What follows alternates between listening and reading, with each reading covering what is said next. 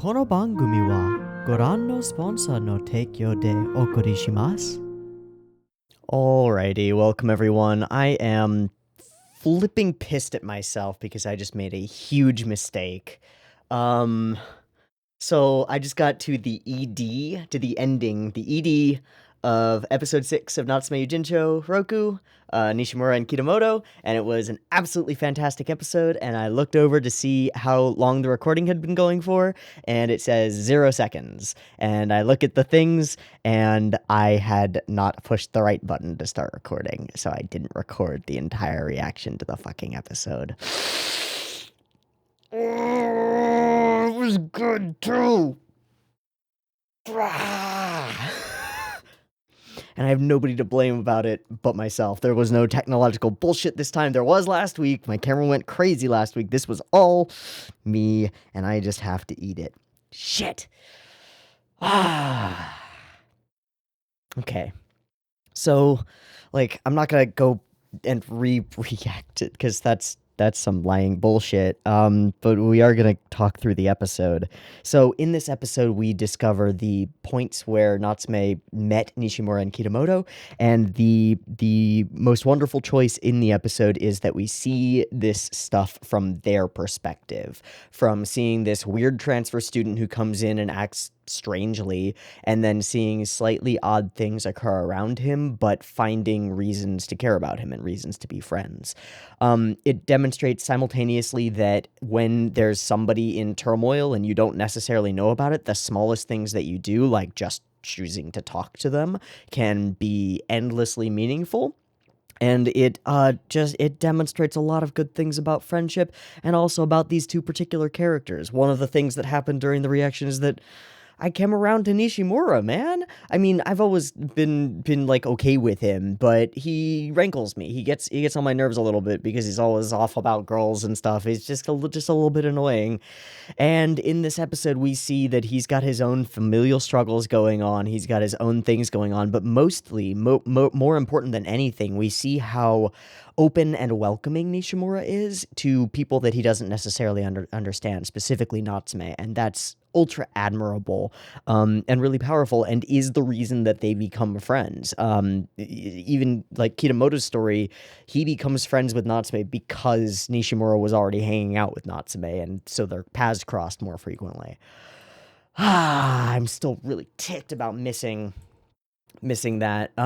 We're gonna go through the whole episode, and I'll go through it a little bit more than maybe I normally do, because you don't have the benefit of the actual reaction existing, which sucks. It doesn't help. It doesn't do anything. Doesn't fix anything. So, oh man.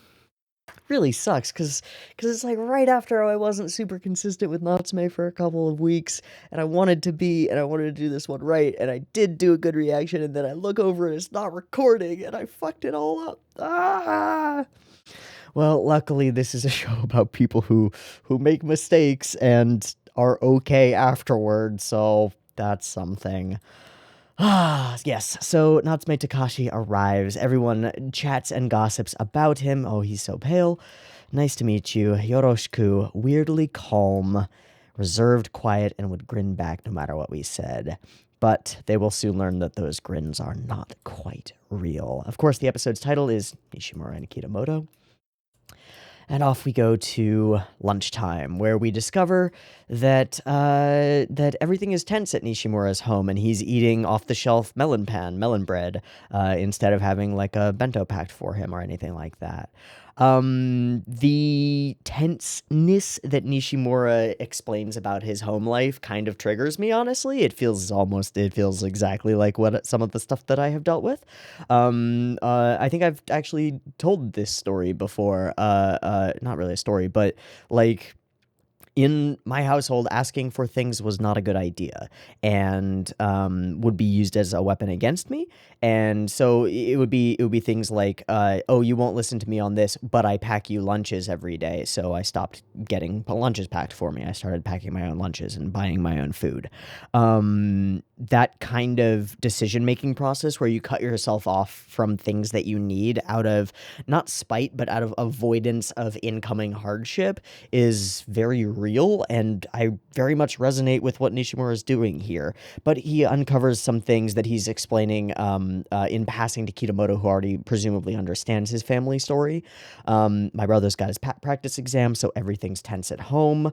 And then he says, yeah, my mom didn't look like she wanted to make me lunch, so I told her I didn't need it. And I think there was something in the way that he said that in the Japanese that made me take pause, so I want to listen to it again.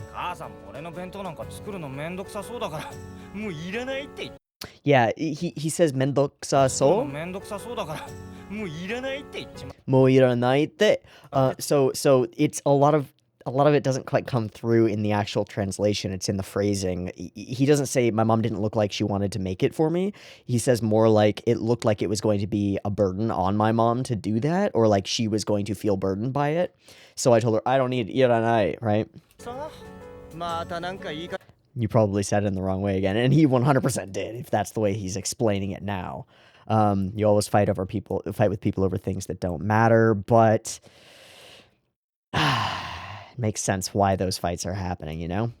All right, and we find out about Kitamoto a little bit too, a little sister who makes him lunch and cares a lot and does little stars and hearts and things. And of course, Nishimura is super jelly of that because swap me, give me that bento, come on. But both of them turn to see Natsume chowing down, sad, alone in the shade in a corner. Wah. Yeah, he's eating lunch down there. Whenever you look for him, he's either right. Because they say somebody should. Right, this is so bystander effecty. It's like, oh, somebody should have asked him. Why not us? But this is early, you know. Whenever you look for him, he's either not there or asleep. Soka. That could be it. Right. And then this is the more terrifying thing, right? By acting standoffish toward people because of his social anxiety and genuine anxiety and fear and all of the things that are Natsume, he affirms in their minds the idea that maybe he doesn't want people to talk to them, which is the wonderful, wonderful, vicious, self-fulfilling cycle of social anxiety. Is you stand away from people because you're scared to interact with them, and then they believe that you don't want to interact with them and are somehow either too haughty or not interested or too in your own world, and they go, all right, he's fine on his own, and then you go off and be miserable solo, and nobody reaches out to you because they think you don't want that. Because every time that anybody reaches out to you, you respond with like, oh, no, I'm not allowed to have friends. And it affirms itself, it creates itself, and that's really dark and sad. Grinning all the time, but maybe he doesn't want to make friends with a bunch of hicks. Maybe it's our problem. He's a big city boy. Maybe he thinks that we're crappy or something. But eventually he runs into the transfer student going to get his pencil case, and walking by, hears Natsume muttering in his sleep, go away, go away. Obviously, these are the nightmares that we've seen. Whew. But this is new stuff to Nishimura. And in fact, we will soon find... stay away from me. Oh, sorry. Whoops. Did I say something weird? Well, no. And then this is the response that matters. The genuine, honest, not like bullying, haha laughter, but just genuine giggling at something silly.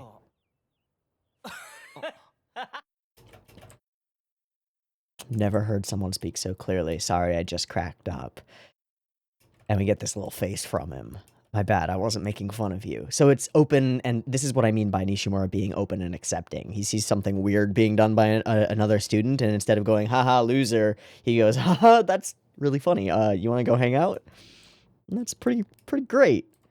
And a genuine smile comes through. Okay, so those guys come in. You should get out of here. He was always grinning, but I think that was the first time I really saw him smile. And that implies that all the other times he's been smiling have been fake. Ooh, Nishimura cuts to the heart of it real quick without really knowing what's going on. But he invites Natsume over. Oh, no, that happens later that he invites Natsume over. Jeez. This, again, it's like solidly kind of triggers me. Shh, your brother's concentrating. Fuck. Jesus, make me feel welcome in my own home, why don't you? Okay.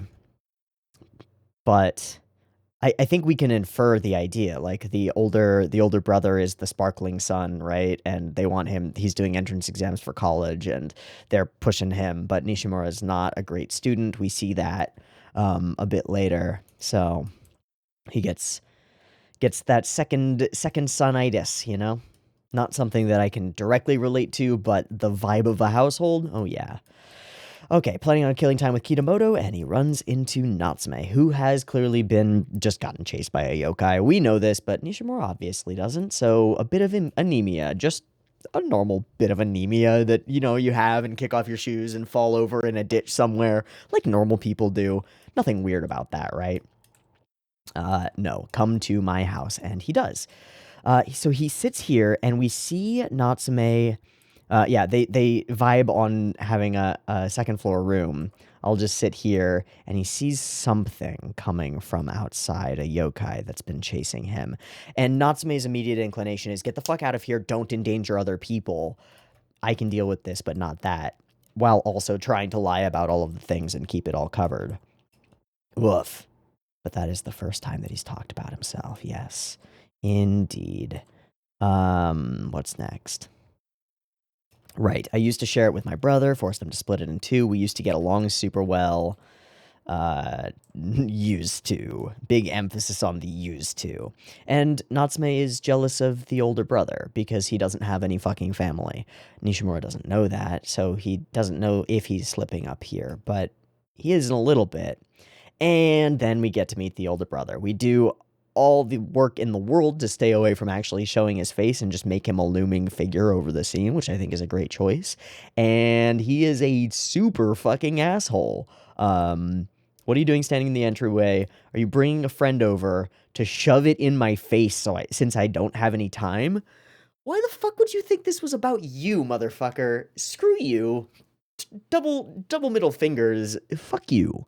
Man, no, he's bringing a friend over because he wanted to bring a friend over. And he does say as much. This is my house, too. But it's like, yeah, what do you care, man? Fuck off. Go study your books. God. Don't be a prick. Because he's just being a prick. Okay, it's here. Yada, yada. I gotta go. Bye. And then the brother doubles down with, you forced him to come here against his will. Why is he acting like that then? How do you explain it? He probably hates you. This guy is just venomous. Just venomous. Why? Why, man? Why? Why you gotta be an asshole? So we get a pretty clear indication, pretty clear picture of what Nishimura deals with on a daily basis, and it fucking sucks. Big compassion, man. Big compassion. That really sucks. Okay, his anemia must have been really bad, but I didn't know how to face him, so I felt relieved. And that's another part of the cycle. Not knowing how to address things or how to communicate effectively leads to lack of communication, leads to whatever is perceived as being a problem on both sides never getting resolved, leads to we're not friends, but hey, we should be friends.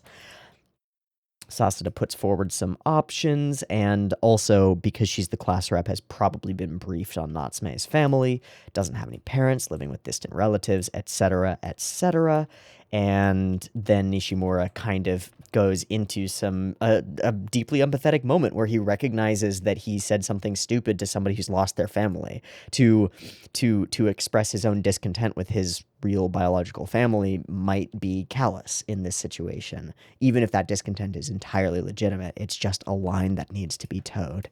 I think this is like a kind of character depth and insight that we haven't seen from Nishimura and Kitamoto before. We can assume that they're people with their own thoughts and ideas, but they're just sort of people who are around until we see from their perspective, and then we can understand. That's why empathy matters, right? Like, yeah. This episode, because of its choice to seat us strongly in their perspectives, allows us to actually empathize with these characters, and that's super strong. That's so good. Okay, looks so happy. Just want to say something too. Gonna get a cat. Just ended up getting it. Don't know how. Got kind of hard to talk to Natsume. He was sometimes there, sometimes not, and he stopped talking to me entirely. Woof. and he starts feeling a weight on his shoulders, which we quickly discover is more than nothing. Failing grades, get a study guide, see him, origami, and this explosion here. Someone Toko-san knows is in the hospital and wants to send her 1,000 paper cranes. The darkness crowds in, so I thought I'd help her make a few. And everything goes wrong. Everything goes wrong. Why an origami book? Do you not know how to fold cranes? Almost everybody knows how to fold cranes, which seems like he's saying, like, you fucking idiot, you don't even know how to fold an origami crane, which is not what he's saying. I know how to do them. Why didn't you just ask me? And this brings us back to that previous thing of, like, asking for help can be bad. Natsume is not doing this calculus in his head of like, oh, the easiest way to find out how to make origami cranes is probably to ask somebody that I know who probably knows how to do this thing. One, he's probably not aware that most people know how to do this. Two, going and asking people for help is not Natsume's way. It has never been Natsume's way. It is very, very slightly, very slimly becoming a part of who he is as he has grown over the course of these seasons, but it has never been a part of who he is. And that's because he never had the opportunity to do so. And if he did, it was in a circumstance where it might not be the best idea. You could have just asked, but the thought wouldn't have crossed his mind.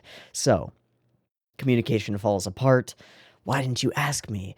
You don't think that you can't rely on other people? No, you can't. Instead, you're reading a book in secret? Do you think the people around you are just that useless? No, he expects to be met with brick walls when he goes and asks for things. What did I just say? That wasn't me. Whoops. So off he runs, and he's right. A giant black shadow upon his shoulders, terrifying, and Natsume saves him. And Nishimura doesn't really know, but he knows, you know? Making him feel really tense. Might not remember it, but he's special to me. So even with all of the conflict that Nishimura thinks is going on there, Natsume thinks of him as someone special because he reached out, because he talked to him that once before.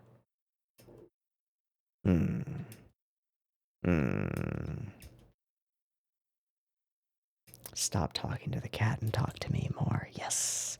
Yes. Okay.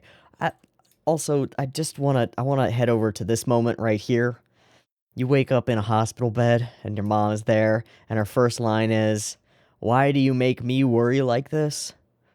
Fuck you.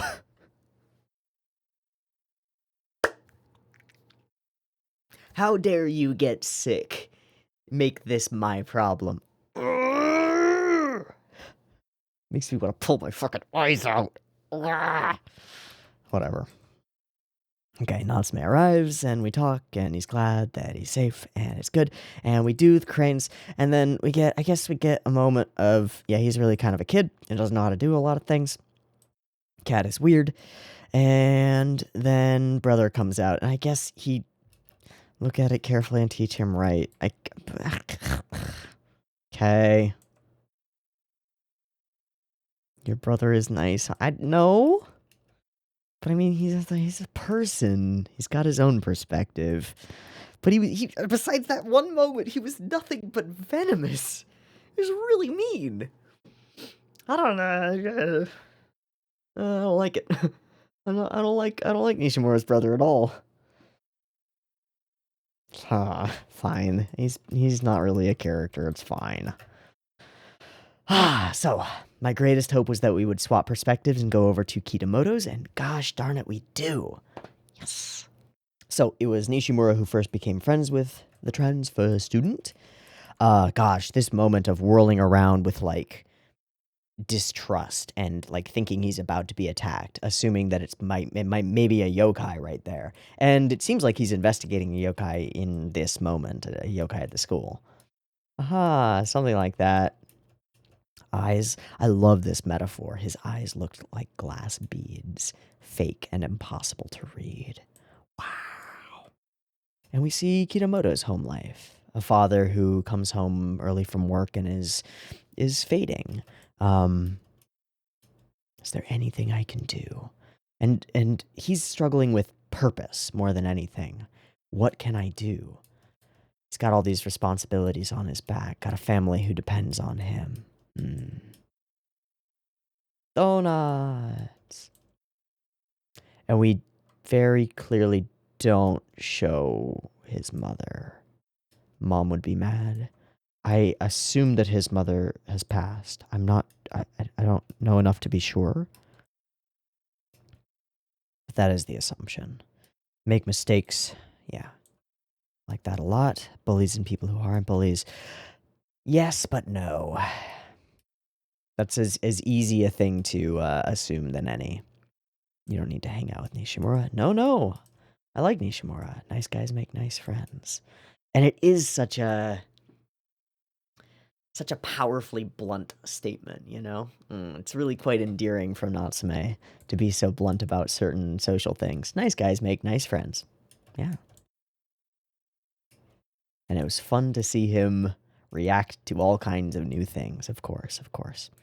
Then we talk about post-graduation plans, and this is the thing that's really weighing on Kitamoto, not knowing what he wants to do. He'd probably want to go to college. Yes, but he desperately doesn't want to leave this place. He's found a shred of acceptance here and some friendship and stuff. There's no way he'll leave this place behind. Wow.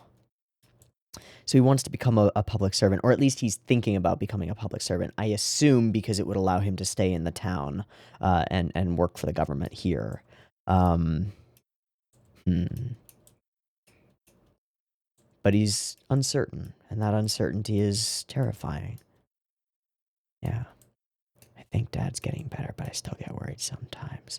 I'm really glad about one thing, which is that Kitamoto's problem with his father, one way that this episode could go is that Kitamoto somehow brings Natsume home, and Natsume realized that the reason that his father is sick is because there's a yokai in the house, and that's causing all his tiredness and his illness.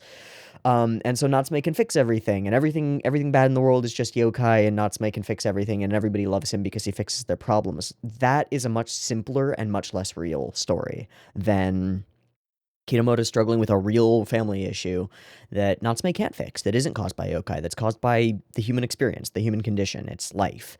And Natsume isn't able to change that. Kitamoto is friends with him because he becomes friends with him, not because he saved his dad. And I think that's smart. I think that's a better story and a better, more believable way of them becoming friends. Yeah, if I lost them like Natsume, oof. So we overhear him fighting with a yokai, with a bell.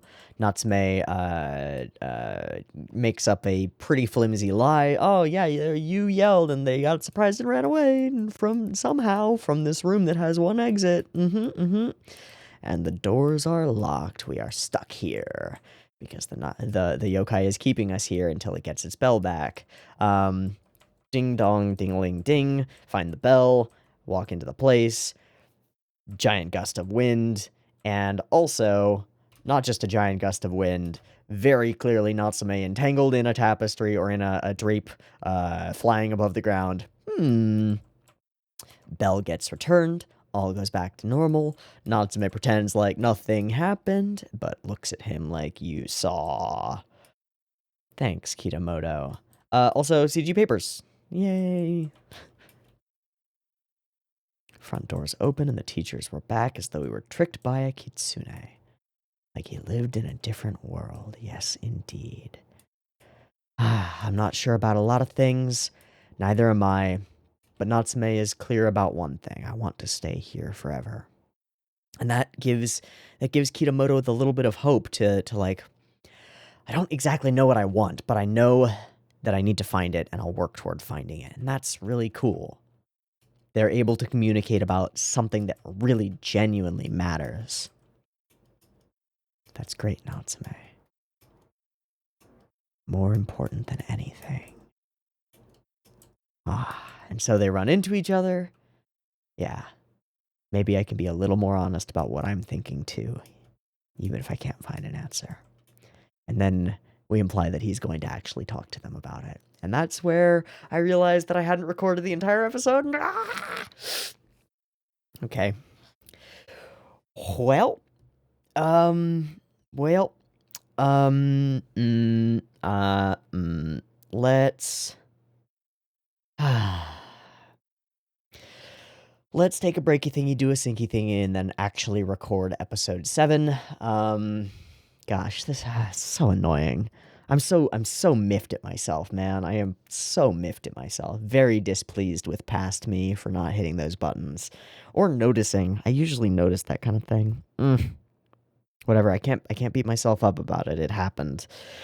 Okay, onward to episode 7. I'm gonna take a breaky thingy, do a sinky thingy, and be back in just a second. I'll see you in a second. Peace.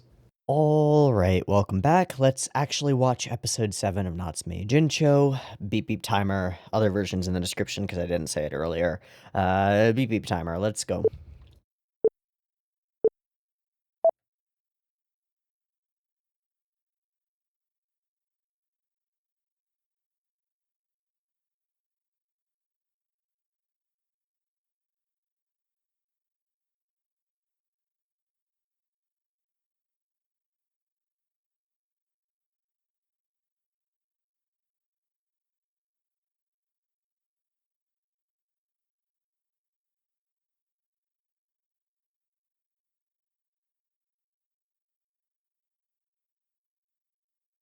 Ooh.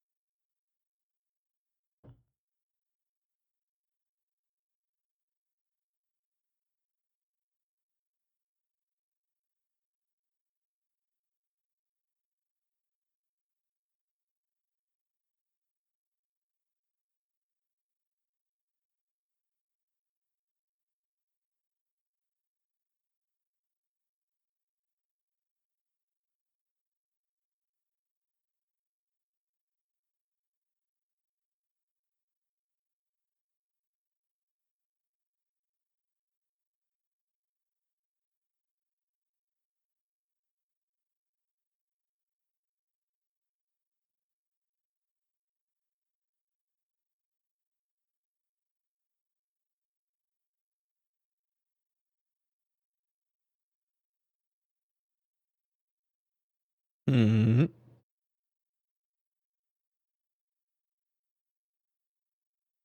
Yeah, it's a good guess. Yeah, why so tired? I assume a Yokai coming for his name back?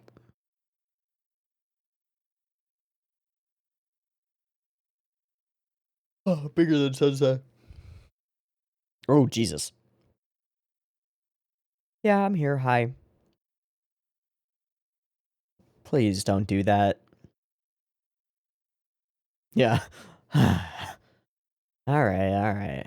Hello.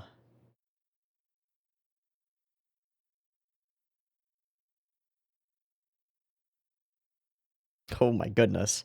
It's just a beard monster. No. No. Mm. It knows where you sleep. Oh, hey, hi. That's a much nicer one. Infinite.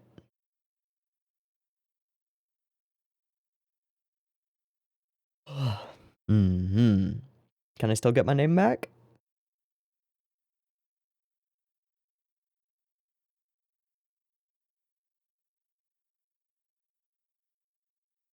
Oh, not a name.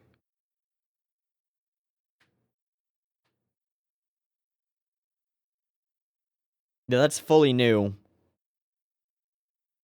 I assume that that yokai is probably Gomochi. Oh, hi.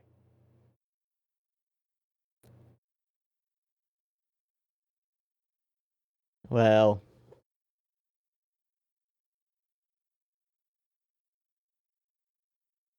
okay. Benefactor.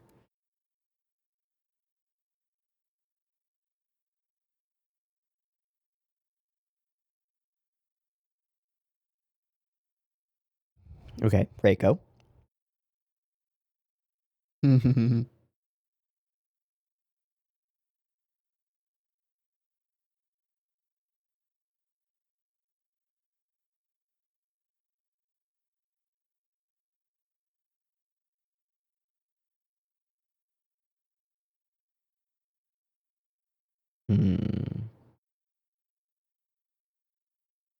Ara! Can she see us? Yes.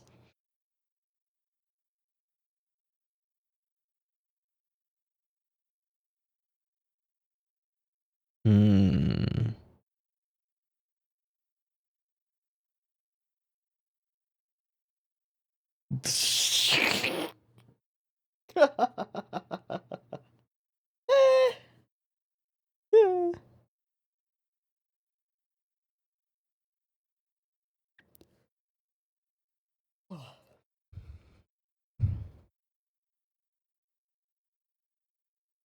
Hmm.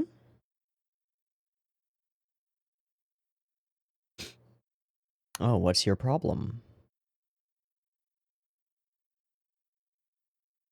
Well, she's powerful. Oh, hi.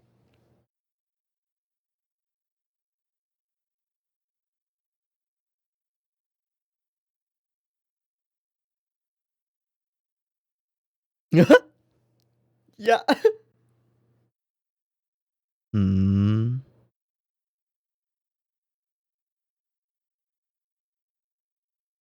Hmm.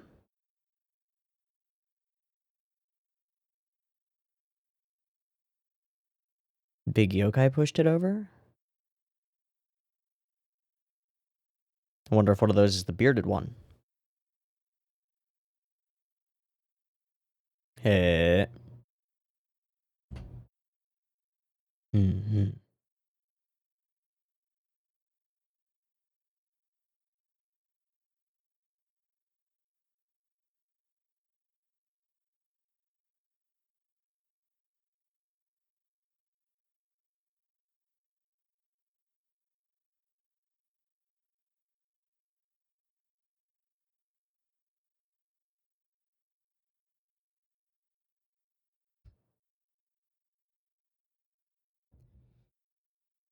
Ah.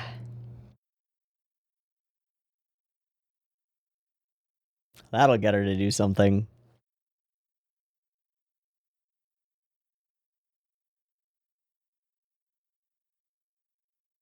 That's the fight.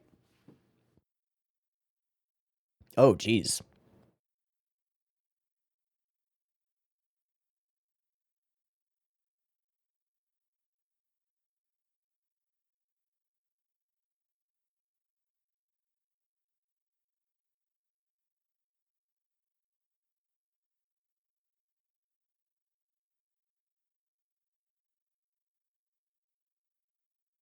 Hmm.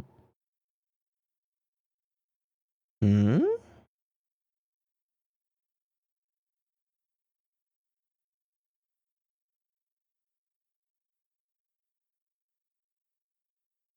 Yeah.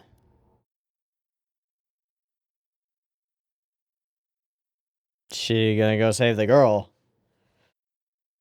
Hi.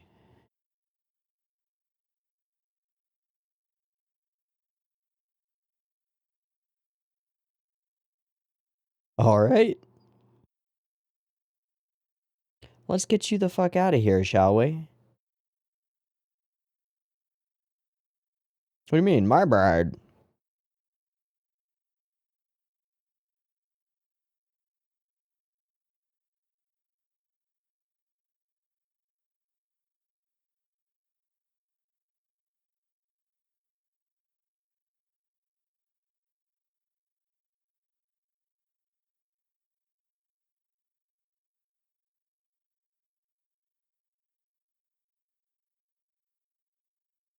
Hmm. Neither. Yeah. Yeah. Baka baka she. So I just have to prove that I'm strongest. Fuck yeah, Reiko. Nani?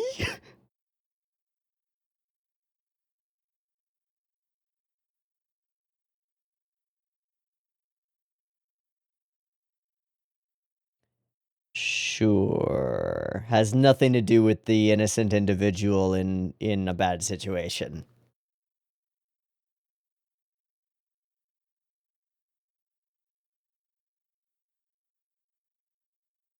Yeah, you refuse a challenge? Coward.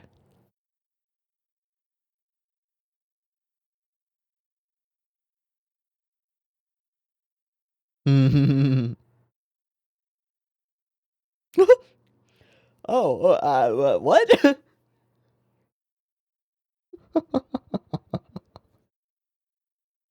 Absolutely insane. But that's what makes her so great. Mm-hmm, mm-hmm.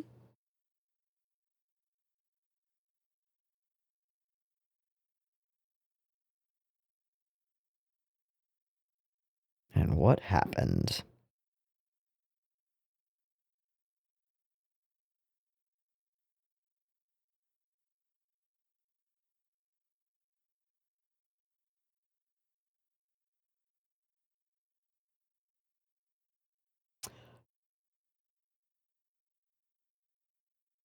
I'll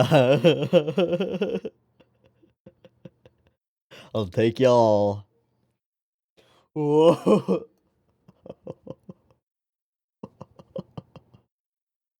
Ah. Eh.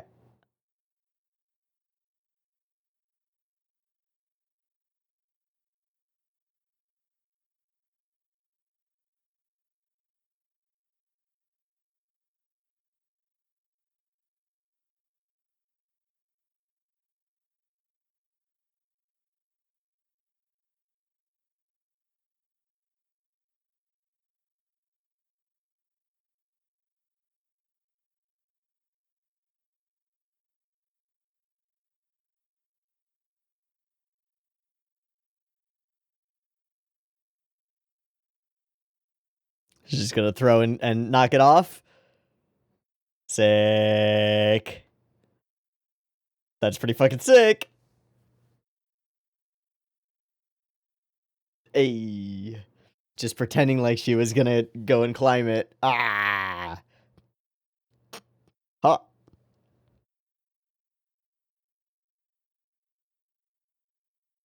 It was not fair.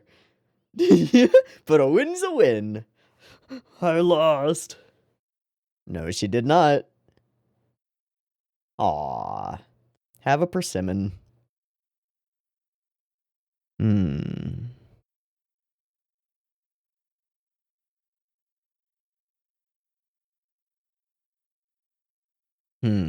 Rules are rules.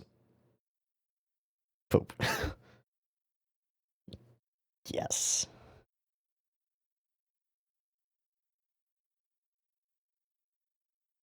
How will the other one go, I wonder?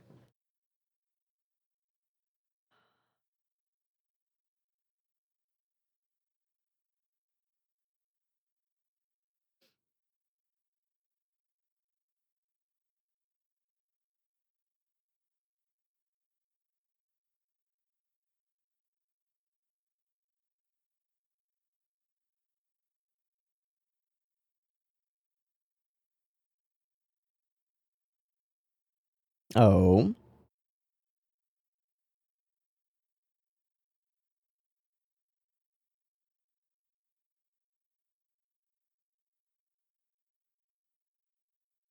Hmm.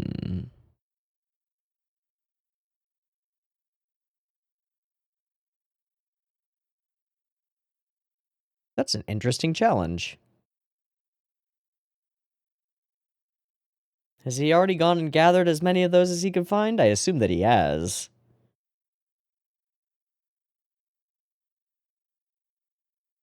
Go to the store and buy them, dude.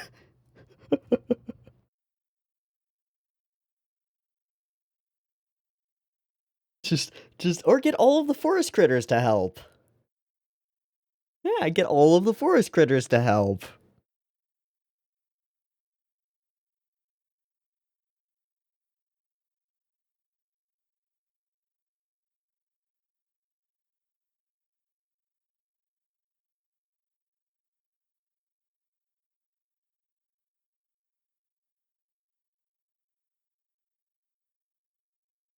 Mm-hmm.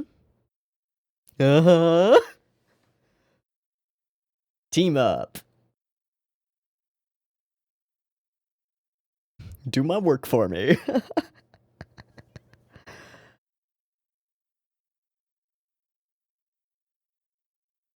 It's a pretty good plan.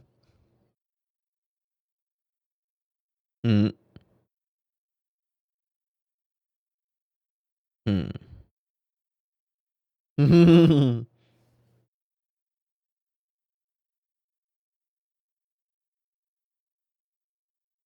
Hmm. Hmm.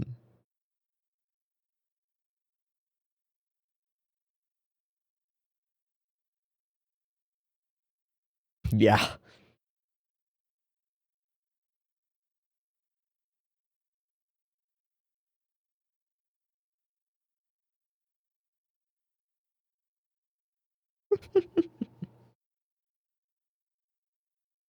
Gotta win.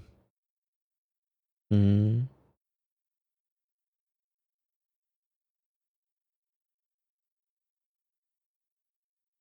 Hmm. Everyone giving up. Let them, yeah. Hmm.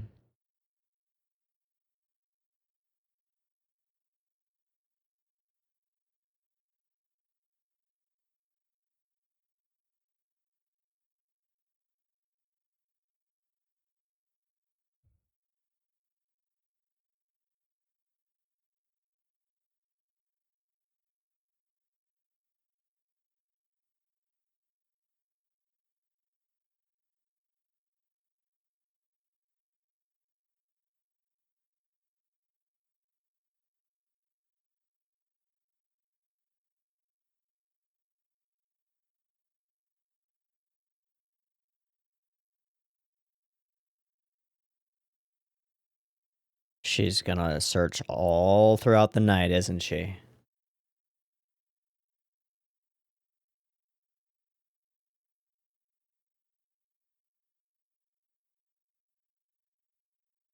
Okay. The people that I'm staying with, but I pity them. Ooh.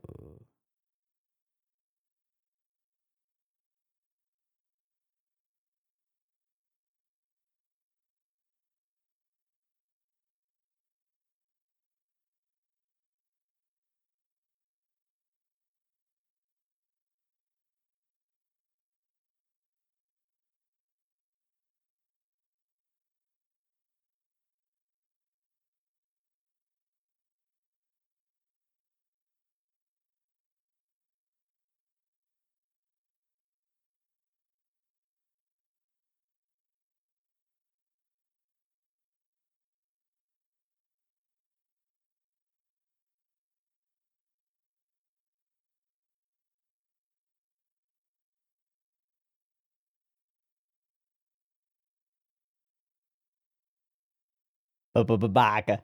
Okay. Will it be enough? Hmm.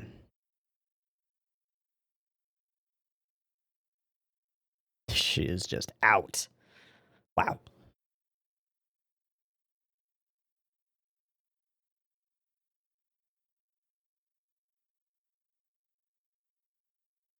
Aww. Aww. A lot of them put their work in too. That's a shitload of chestnuts.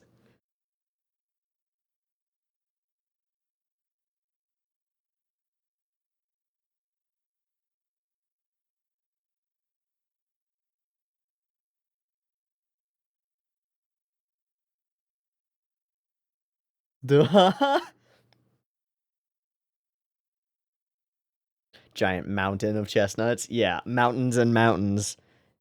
Get wrecked. Get wrecked, Yako.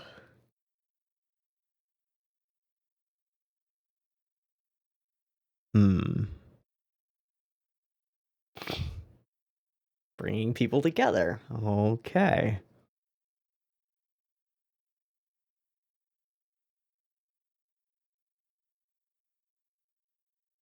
And also, we freed Kibune.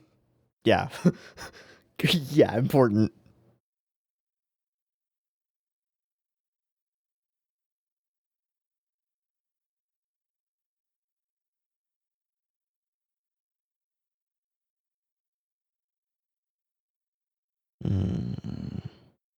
Want to go versus have to go. Little bits and pieces about Reiko.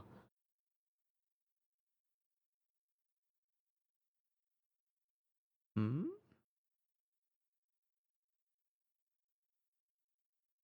I can't feel relaxed in a forest where I know the inhabitants. That's odd.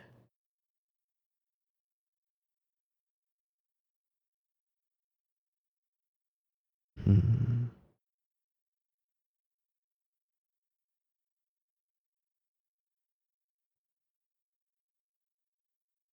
Connections are fleeting to her. Yeah.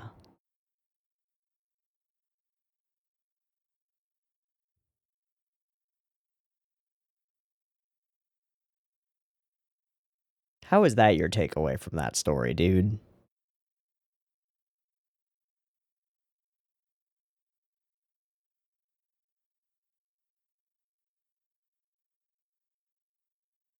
Yeah.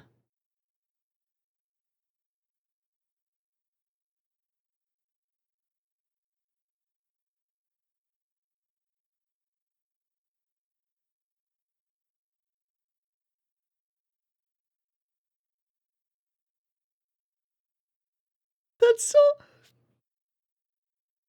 That's so cute. That's awesome.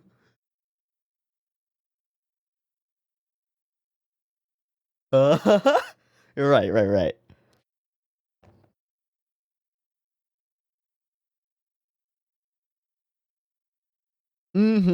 Ah.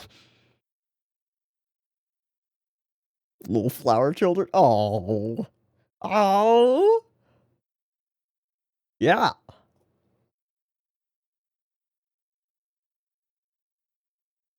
Yeah. No, but you got to see it. Arigato.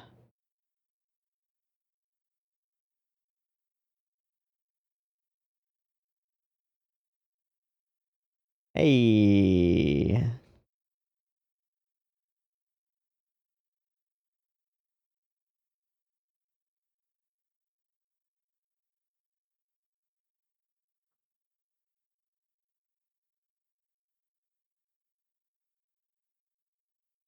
Now that one was just super cute. Oh, they get married. Oh.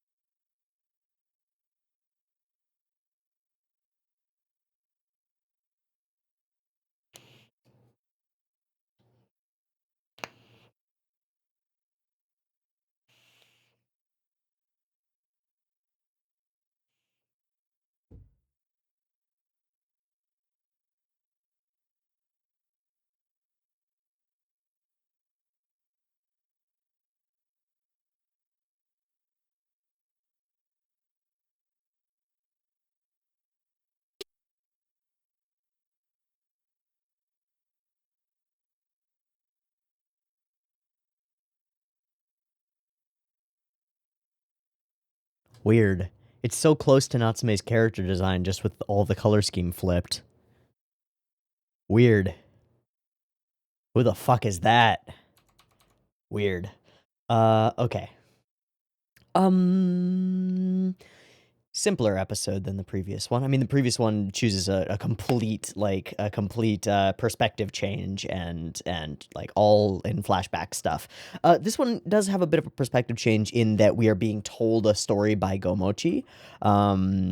Instead of actually having Natsume go and experience a story, which works really well. I thought we were going to wrap this yokai into the story somehow, and I'm kind of glad that we didn't. It's just like, yokai are a natural thing that occurs to Natsume all the time. Great.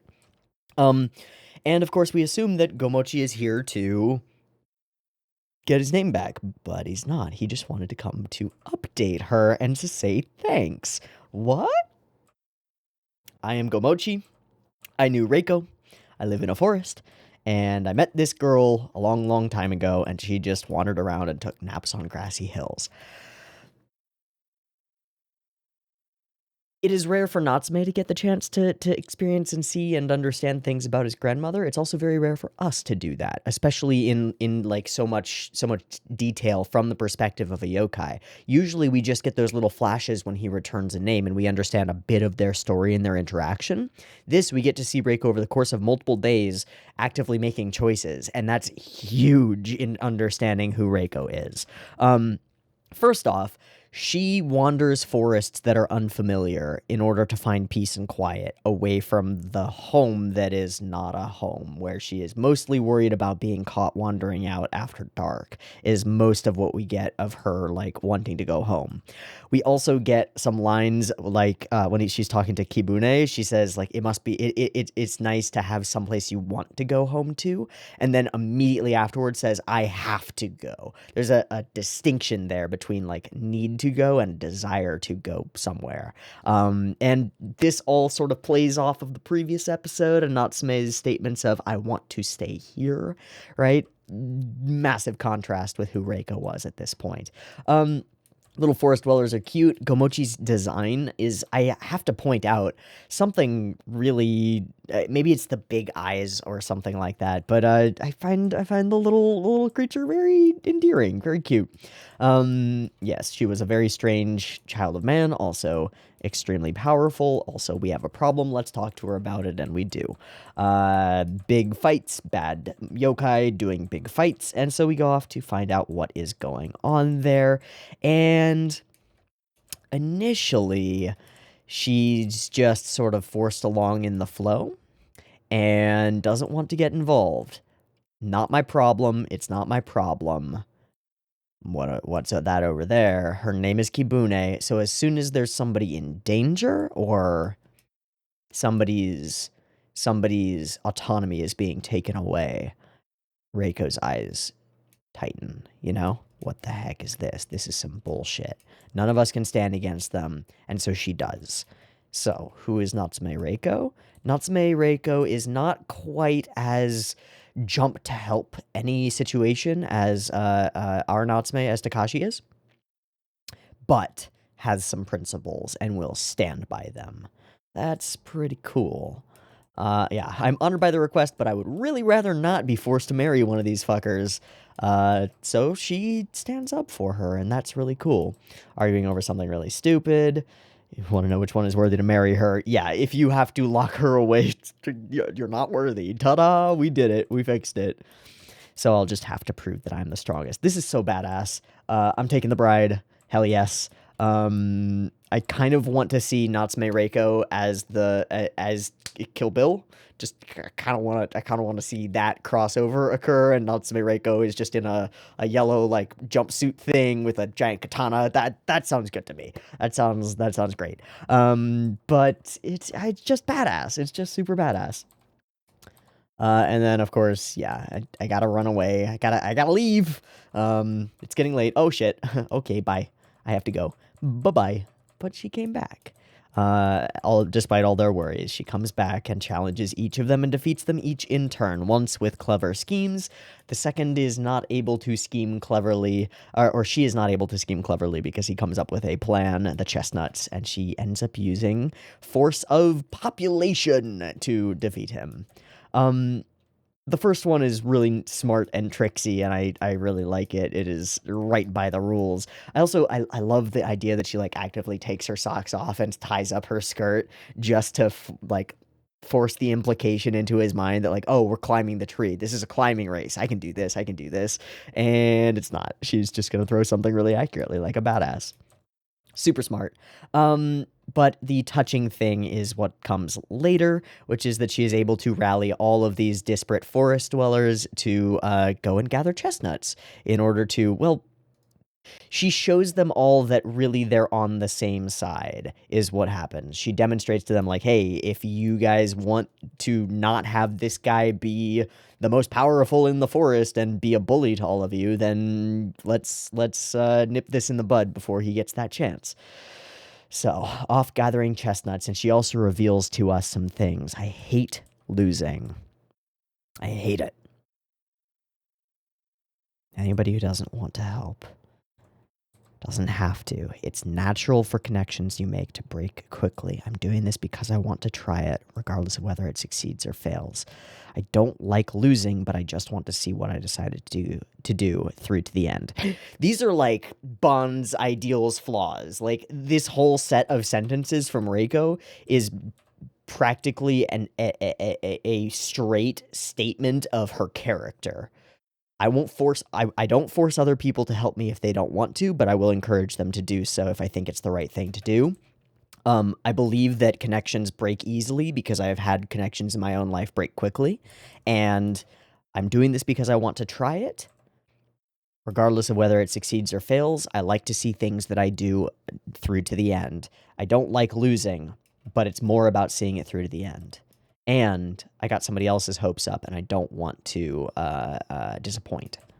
These are all statements of character, flat statements of character. And that's awesome, because we don't get those.